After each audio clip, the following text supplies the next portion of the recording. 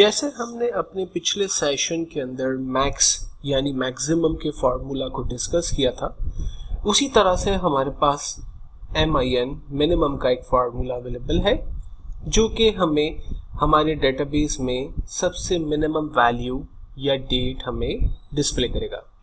तो उसी तरह की एक एग्जाम्पल को हम यहाँ पर शेयर करते हैं। हमारे पास कुछ वैल्यूज यहाँ पर मौजूद हैं और मुझे इन वैल्यू में ये चेक करना है कि सबसे मिनिमम वैल्यू या मेरी सबसे मिनिमम सेल जो है वो कौन सी है। तो हमने फार्मूला इस्तेमाल किया equals to minimum, then bracket open, तमाम नंबर्स को हमने रेंज में दिया एंड देन इंटर। आप देखें हमारे पास जो सबसे मिनिमम वैल्यू है 100 वो हमारे पास अपीयर हो गई।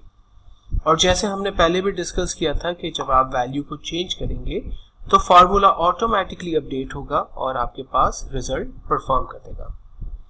सिमिलरली अगर मुझे तमाम डेट्स में से ये मालूम करना हो कि सबसे मिनिमम डेट या सबसे छोटी डेट कौन सी है, तो हम मालूम करते हैं equals to minimum, bracket open, तमाम डेट्स को हमने रेंज में दिया एंड देन इंटर।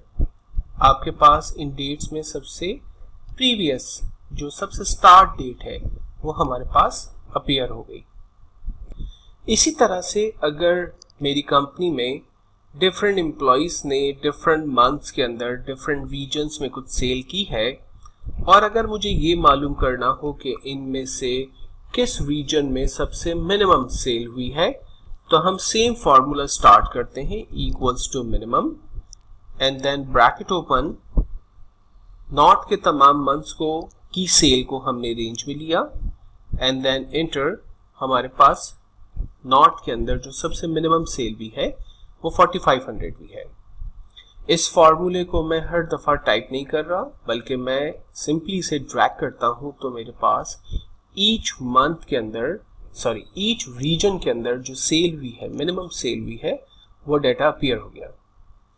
अब अगर मुझे ये मालूम करना हो कि ईच मंथ की जो सबसे मिनिमम सेल है, तो हम फार्मूला इस्तेमाल करते हैं equals to minimum, bracket open, तमाम नंबर्स को हमने रेंज में दिया एंड देन इंटर।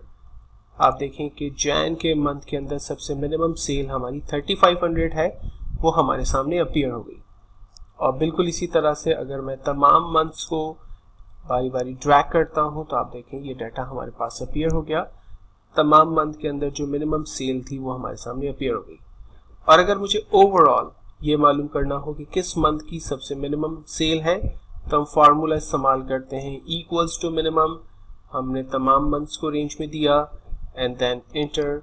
हमारे पास रिजल्ट आ गया कि इन 3 मंथ्स में एक्चुअल में जो सबसे मिनिमम सेल है वो हमारी 2000 रुपीज़ है।